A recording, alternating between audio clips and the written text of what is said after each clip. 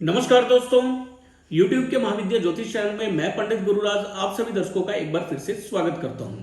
दोस्तों, YouTube के महाविद्या ज्योतिष चैनल के माध्यम से मैं लाल किताब, वैदिक ज्योतिष, यंत्र मंत्र और तंत्र से जुड़ी हुई अनुभूत जानकारी समय समय पर आप तक पहुंचाता रहता हूं। उम्मीद है आपको मेरी वीडियो पसंद भी आती होंगी। अगर वीडियो पसंद आती है तो वीडियो को लाइक करें, शेयर करें और चैनल को सब्सक्राइब भी कर लें ताकि इसी प्रकार की जानकारी आगे भी मैं आप तक पहुंचा सकूं। दोस्तों, पिछली वीडियो में मैंने आपको बुध के खाना नंबर 2 के फल एवं उपाय के विषय में बताया था। खाना नंबर 2 में बुध के क्या फल हो सकते हैं, क्या बुध के लक्षण हो सकते हैं, क्या बुध की हमें सावधानियां खाना नंबर 2 में रखनी चाहिए, क्या हमें करना चाहिए, क्या नहीं करना चाहिए और क्या उपाय करने चाहिए, इसकी सारी जानकारी मैंने पिछली वीडियो में दी है। उससे पहले बुध के खाना नंबर 1 के फल और उपाय भी मैं बता चुका हूं। सूत्रों पर आधारित मैंने बहुत सारी वीडियो आप तक पहुंचाई है और जो भी सूत्र मैंने आप तक पहुंचाए हैं उन सूत्रों को कई बार कुंडलियों पर लगाकर देखा है और हर बार जब उन सूत्रों को हमने सत्य साबित पाया तभी उन सूत्रों को मैंने आप तक पहुंचाया। तो सूत्रों का जो भंडार है, सूत्रों का जो खजाना है, अभी खाली नहीं हुआ है। सूत्र बहुत है मेरे पास में, लेकिन हर बार जब मैं सूत्र की वीडियो डालूंगा तो हो सकता है आप में से ही कुछ लोग ये कहने लग जाएं कि हर बार सूत्र ही डालते रहते हैं, हर बार सूत्र ही डालते रहते हैं, सूत्रों के अलावा भी कुछ बताइए। तो हर बार सूत्र की वीडियो ना लाकर बीच बीच में मुझे ग्रहों की जानकारी देना भी जरूरी है। और बहुत सारे दर्शक ऐसे हैं जो मेरे चैनल से सिर्फ इसलिए जुड़े हैं क्योंकि वो लाल किताब ज्योतिष सीखना चाहते हैं। और आज अगर आप लाल किताब ज्योतिष या कोई भी ज्योतिष सीखने के लिए जाएं तो ये जो लाल किताब ज्योतिष सिखा रहे हैं या वैदिक ज्योतिष सिखा रहे हैं वो लाखों रुपए लेते हैं ज्योतिष सिखाने के। कुछ लोग ऐसे हैं जिनके पास में लाखों रुपए देने के लिए नहीं है। बहुत सारे ऐसे मेरे दोस्त हैं जिनके पास में इतना पैसा नहीं है कि वो ज्योतिष सीखने के लिए पैसे दे सकें, लाखों रुपए दे सकें। तो मैंने अपने चैनल के माध्यम से लाल किताब ज्योतिष सीखने के लिए जो बेसिक जानकारी होनी चाहिए और जो एडवांस जानकारी होनी चाहिए वो सारी मैं अपने चैनल से अपने दर्शकों तक पहुंचाने की कोशिश कर रहा हूं और मैंने बहुत सारी जानकारी पहुंचाई भी है। लाल किताब ज्योतिष सीखने के लिए जो बेसिक ज्ञान चाहिए उसकी सारी वीडियो मैंने पहले ही अपलोड कर दी है अपने चैनल पे। आप लाल किताब ज्योतिष सीखना चाहते हैं, मेरे चैनल को सब्सक्राइब करें और शुरू से देखें। उसमें सारी जानकारी मैंने दी हुई है कि लाल किताब का ज्योतिष सीखने के लिए हमें किन किन चीजों की जानकारी होनी चाहिए। अब इनके साथ में ग्रहों के फल की जानकारी अगर हमें नहीं होगी तो लाल किताब का ज्योतिष अधूरा है, उसका ज्ञान अधूरा है। हम सूत्रों को खाली सीखते जाएंगे लेकिन हमें ग्रहों का फल नहीं पता होगा, कौन सा ग्रह किस भाव में क्या फल दे रहा है, तो हमारा सिखाया हुआ ज्ञान जो है वो अधूरा रहेगा, उसका कोई फायदा नहीं है। लाल किताब ज्योतिष सीखने के लिए अगर कोई कहे कि खाना नंबर 2 में बुध का फल बताइए, तो आप खाना नंबर 2 के बुध के फल आपने कभी देखे नहीं, कभी सुने नहीं, कभी पढ़े नहीं, तो आपको क्या पता होगा। आप खाली सूत्रों को याद करते जा रहे हैं और खाली सूत्रों को याद करके आप किसी की प्रिडिक्शन नहीं कर सकते। अब आप सूत्र, हो सकता है जो सूत्र मैं आपको बता रहा हूं वो किसी की कुंडली में लग रहा है, किसी में नहीं लगेगा। उसका कारण यह है कि सारे ग्रह वैसे ही तो नहीं बैठे होंगे। मैंने कहा कि बुध खाना नंबर 2 में बैठा हो और शनि खाना नंबर 6 में बैठा हो, तो जरूरी तो नहीं है कि सभी कुंडली में बुध खाना नंबर 2 में बैठा और शनि खाना नंबर 6 में बैठा हो सकता है शनि खाना नंबर 9 में हो या शनि लगन में बैठा हुआ हो, तो वो सूत्र नहीं लगेगा उसमें।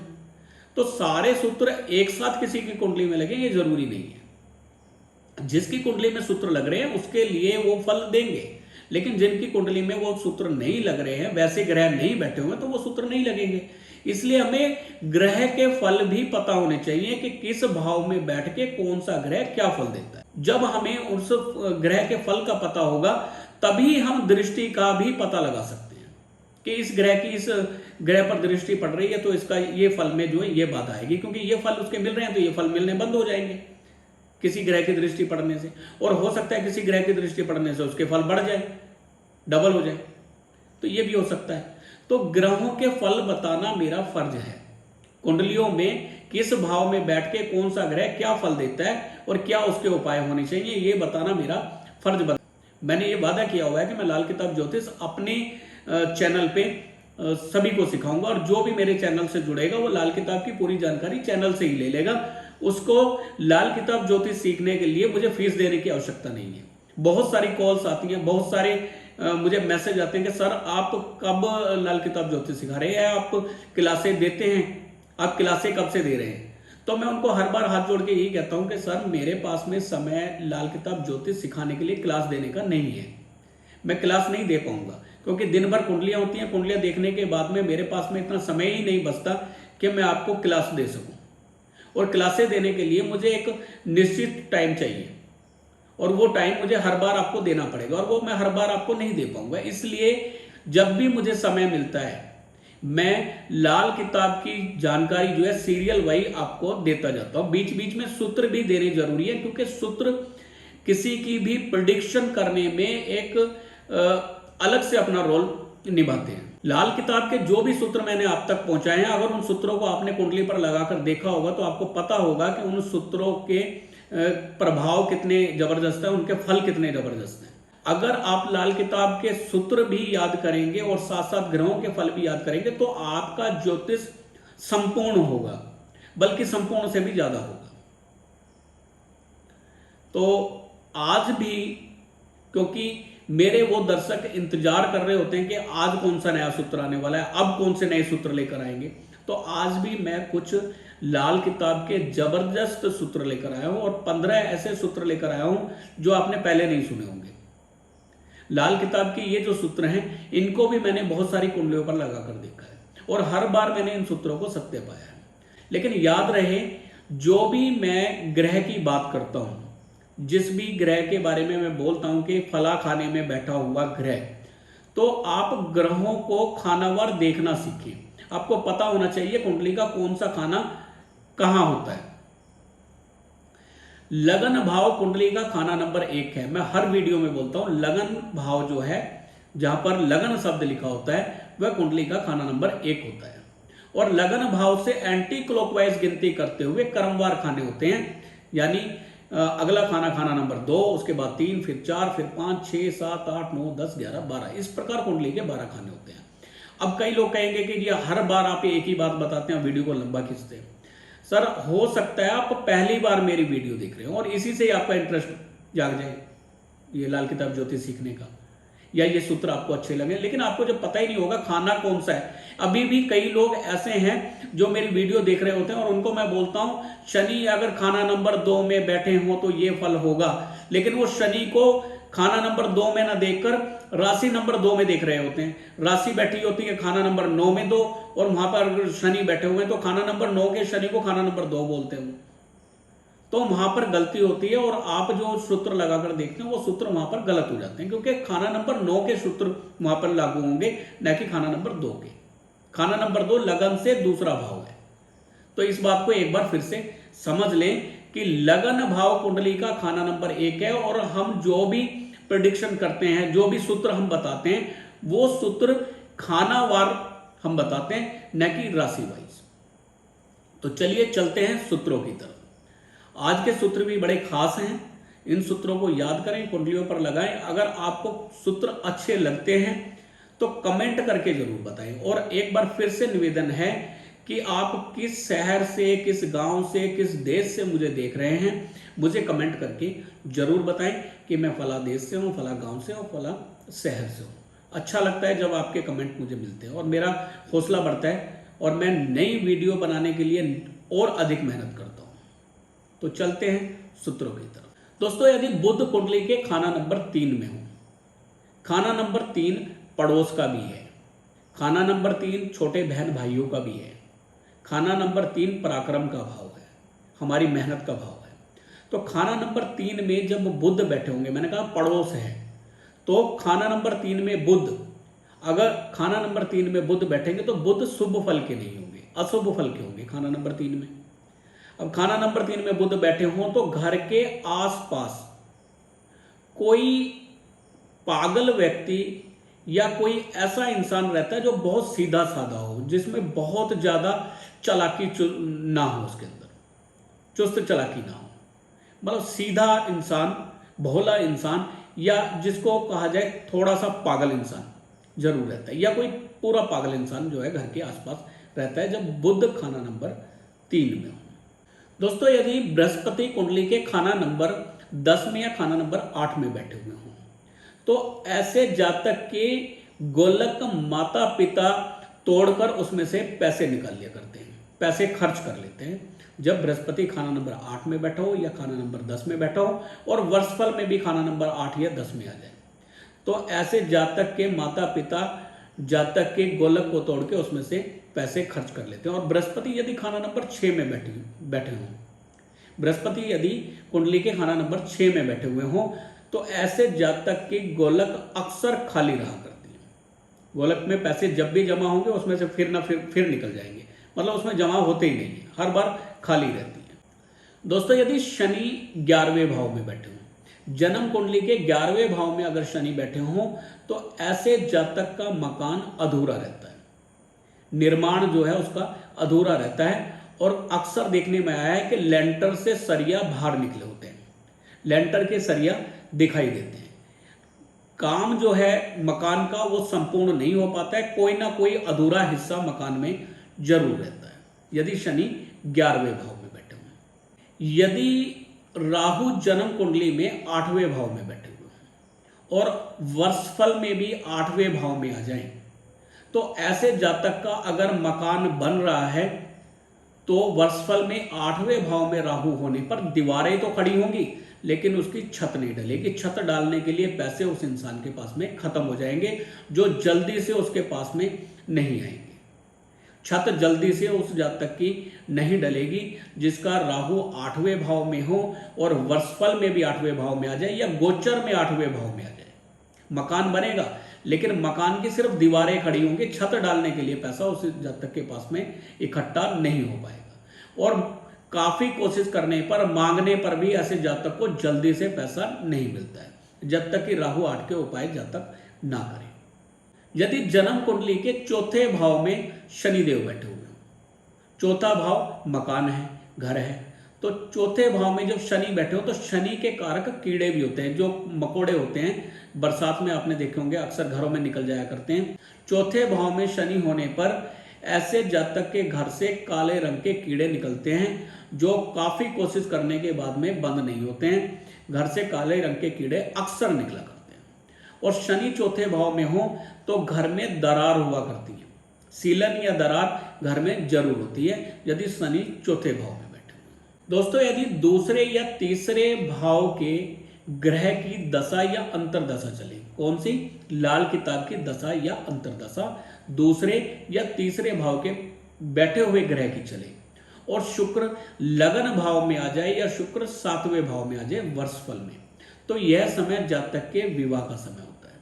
इस वर्ष में जातक का विवाह होने की संभावना होती है। ऐसे ही यदि शुक्र 12वें भाव में बैठ जाए या 10वें भाव में आकर बैठ जाए और लगन से या 10वें भाव से शनि की दृष्टि शुक्र पर पड़ जाए तब भी विवाह का समय होता है। एक बार फिर से समझ लें, अगर लगन भाव में शनि बैठे हों और शुक्र अगर 10वें भाव में बैठ जाएं या शुक्र 12वें भाव में बैठ जाएं और शनि तीसरे भाव में बैठ जाएं तो भी विवाह का समय होता है जातक का।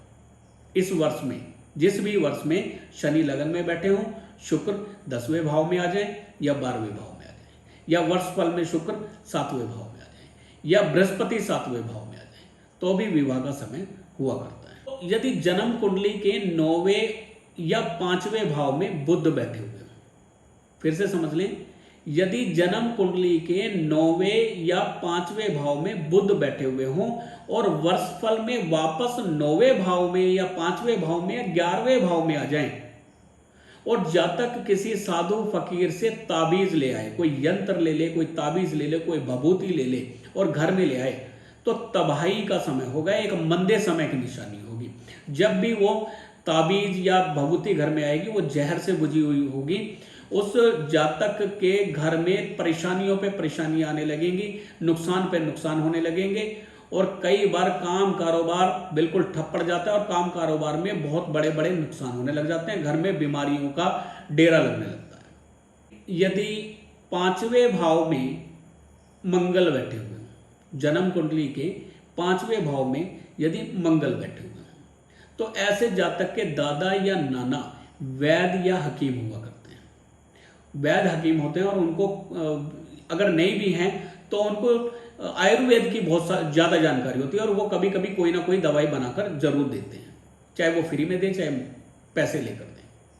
5वें भाव में मंगल होने से नाना या दादा या तो वैद्य हकीम होते हैं या उनको आयुर्वेद की या डॉक्टरी की जानकारी होती है। मंगल अगर 9वें भाव में बैठ जाए तो भी जातक को डॉक्टरी जानकारी होती है। डॉक्टरी जानकारी ना भी हो तो उसके हाथ से दी गई दवाई काम करती है। सूर्य अगर खाना नंबर 9 में बैठ जाए, जातक डॉक्टर हो या ना हो, लेकिन उसको दवाइयों की जानकारी थोड़ी बहुत जरूर होती है और उसके हाथ से दी गई दवाई अक्सर काम करती है। खाना नंबर 9 में सूर्य बैठे हों और जातक अपने हाथ से कोई दवाई दे तो वो काम करती है और डॉक्टर ना होने के बावजूद उसके द्वारा दी गई दवाई अपना असर दिखाती है और शिफा दिखाती है। दोस्तों, वर्षफल में शनि यदि खाना नंबर 2 में बैठे हों और बुध खाना नंबर 8 में बैठे हों तो इस वर्ष में जातक की बुआ या मासी की मृत्यु होने के योग बनते हैं। बुआ या मासी की मृत्यु होती है जब खाना नंबर 8 में बुध बैठे हों और शनि खाना नंबर 2 से देखते हों। यदि 11वें भाव में सूर्य वर्षफल में आ जाए, सूर्य वर्षफल में 11वें भाव में आ जाए, उस वर्ष जातक किसी ना किसी रिश्तेदार की या किसी यार दोस्त की रोटी लेकर हॉस्पिटल जाता है। 11वें भाव में जब भी सूर्य होंगे वर्षफल में, जातक को किसी ना किसी कारण से रोटी लेकर या पता लेने के लिए हॉस्पिटल जाना होता है उस वर्ष में। यदि सूर्य 11वें भाव में बैठे हों और जातक मीट, अंडा, शराब का सेवन करे तो जातक को पुत्र संतान बिल्कुल भी पैदा नहीं होगी, पुत्र संतान होगी ही नहीं। अगर पुत्र संतान हो गई तो बचेगी नहीं और अगर बच भी गई तो निकम्मी संतान होगी, उसका कोई भी लाभ ऐसे जातक को नहीं मिलेगा और हमेशा यही कहता होगा कि ऐसी संतान उसने क्यों पैदा की। क्यों? क्योंकि सूर्य 11वें भाव में अगर बैठे हुए हों और ऐसा जातक मीट, अंडा, शराब का सेवन करें तो समझ लो कि वे अपने आने वाले बच्चे को ही उबाल कर खा रहा है, उसी का मांस उबाल कर खा रहा है अगर मीट अंडा खाता हो। तो 11वें भाव में अगर सूर्य बैठे हों, ऐसे जातक को मीट, अंडा, शराब का सेवन नहीं करना चाहिए और अगर उसने किया हो तो 48वें साल में कोई जिंदा बकरा कहीं ऐसी जगह पर छोड़ना चाहिए जहां पर बलि ना दी जाती है। दोस्तों, जन्म कुंडली में राहु जिस राशि में बैठे होते हैं उसी राशि का कोई ना कोई जातक घर में जरूर होता है। मान ले किसी की जन्म कुंडली में राहु वृश्चिक राशि के बैठे हुए हैं तो वृश्चिक राशि में अगर बैठे हैं तो उस नाम का जातक कोई ना कोई घर में जरूर होगा। वृश्चिक राशि का जातक कोई ना कोई घर में जरूर होगा। न, ना, नी अक्षर का कोई ना कोई जातक घर में जरूर होगा। जरूर देखें इस चीज को, प्रैक्टिकल करके देखें। दोस्तों, यदि 6ठे भाव में शुक्र पड़े हुए हैं, किसी जातक के शुक्र यदि 6ठे भाव में पड़े हुए हों तो जातक के घर में टूटी हुई टाइलें या बजरी घर में पड़ी हुई होती है यदि शुक्र 6ठे भाव में हो।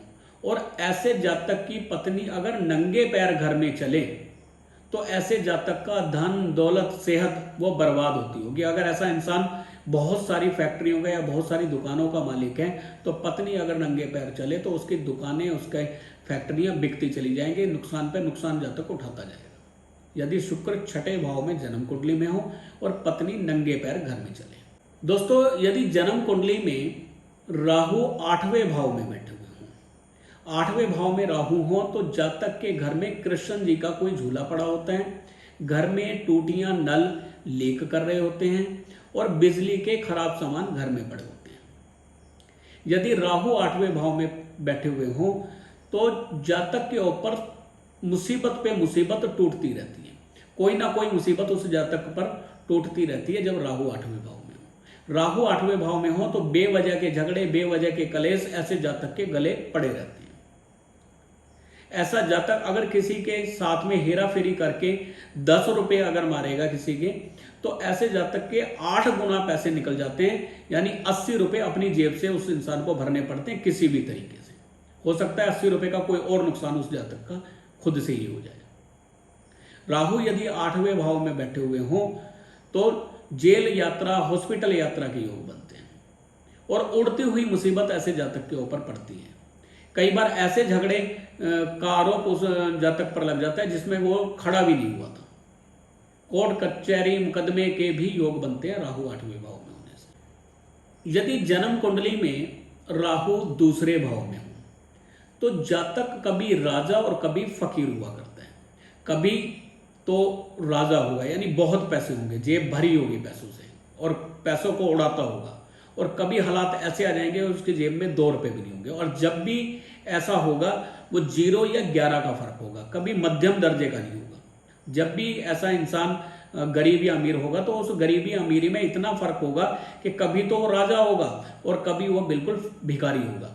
यानी ऐसे इंसान की जो लाइफ है वो एक झूले की तरह होती है, जो कभी ऊपर और कभी नीचे और कभी ऊपर और कभी नीचे हुआ करती है। राहु खाना नंबर 2 में हो और वर्षफल में वापस खाना नंबर 2 में आ जाएं तो जातक का मामा घर को छोड़कर भाग जाता है और जल्दी से उनका पता नहीं चलता है। ऐसे घर छोड़कर भाग जाता है खाना नंबर 2 में राहु वर्षफल में आ जाए, या घर का कोई सदस्य घर छोड़कर भाग जाता है यदि वर्षफल में राहु खाना नंबर 2 में वापस अपनी स्थिति में आ जाए।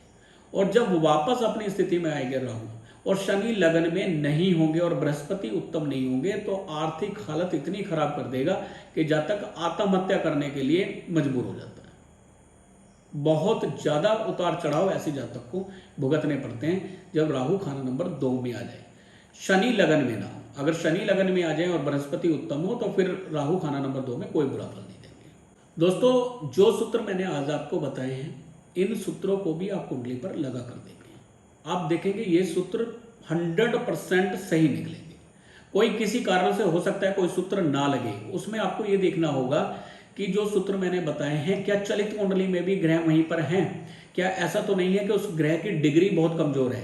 आप 0 डिग्री पर अगर राहु को खाना नंबर 8 में देखेंगे तो वहां पर राहु का 8 का कोई फल नहीं मिलेगा आपको। हो सकता है फल बहुत ना के बराबर मिले, राहु खाना नंबर 8 में हो, 0 डिग्री के हो, या राहु पिछले खाने के हो, खाना नंबर 7 के हो या खाना नंबर 9 के हो, तो भी वो फल नहीं मिलेगा। तो चलित में ग्रहों को जरूर देख लें, ग्रह की डिग्री जरूर देख लें और जन्म समय भी एक बार देख लें, कहीं जन्म समय गलत तो नहीं है, तो भी हमारे बताए हुए सूत्र हो सकता है कि वो फिट ना बैठे। लेकिन अगर सारी चीजें सही हैं और ग्रह वास्तव में वहां पर बैठा हुआ है तो ये सूत्र 100% लगेंगे। दोस्तों, यदि आप अपनी जन्म कुंडली का विश्लेषण कराना चाहते हैं, अपनी जन्म कुंडली दिखाना चाहते हैं, तो स्क्रीन पर दिए गए नंबर पर कांटेक्ट कर सकते हैं। आपके जीवन में जो भी परेशानी है, जो भी कष्ट है, आपकी कुंडली का पूरा विश्लेषण करने के बाद हम उन कष्टों के उपाय आपको बताएंगे। और लाल किताब के जो उपाय हम आपको बताएंगे वो इतने सटीक उपाय हैं कि तुरंत असर देते हैं, एकदम से असर देते हैं लाल किताब के उपाय। और जब भी आप कुंडली का विश्लेषण कराएंगे, आपकी कुंडली को, लगन कुंडली को देखा जाएगा, आपकी वर्षफल कुंडली को देखा जाएगा, आपकी गोचर कुंडली को देखा जाएगा, आपकी चलित कुंडली को देखा जाएगा। इन सारी कुंडलियों को देखने के बाद फिर हम निष्कर्ष निकालेंगे कि आपका कौन सा ग्रह खराब है। आपकी कुंडली की प्रेडिक्शन की जाएगी, उन ग्रहों का मिलान किया जाएगा जो जन्म कुंडली में है, वो आपके हालात बयां करते हैं या नहीं। पहले कुंडली के ग्रहों को बोलकर देखा जाता है ताकि हमें यह पता चले कि ये वास्तव में ग्रह सही हैं, प्रेडिक्शन की जाती है और उसके बाद हम आपके जो आपकी प्रॉब्लम है वो प्रॉब्लम भी बताएंगे और उसके उपाय भी बताएंगे। तो स्क्रीन पर दिए गए नंबर पर आप कांटेक्ट करें। कुंडली फीस क्या है वो फोन कर जान सकते हैं और अपनी कुंडली का संपूर्ण विश्लेषण आप करवा सकते हैं। कुंडली फीस आप गूगल पे, फोन पे या पेटीएम के जरिए या बैंक अकाउंट में डाल के आप कुंडली दिखा सकते हैं। दोस्तों, यदि आपको वीडियो पसंद आएगी तो वीडियो को लाइक करें, शेयर करें और चैनल को सब्सक्राइब भी कर लें ताकि इसी प्रकार की जानकारी आगे भी मैं आप तक पहुंचा सकूं। फिर मिलेंगे अगले वीडियो में, तब तक के लिए नमस्कार।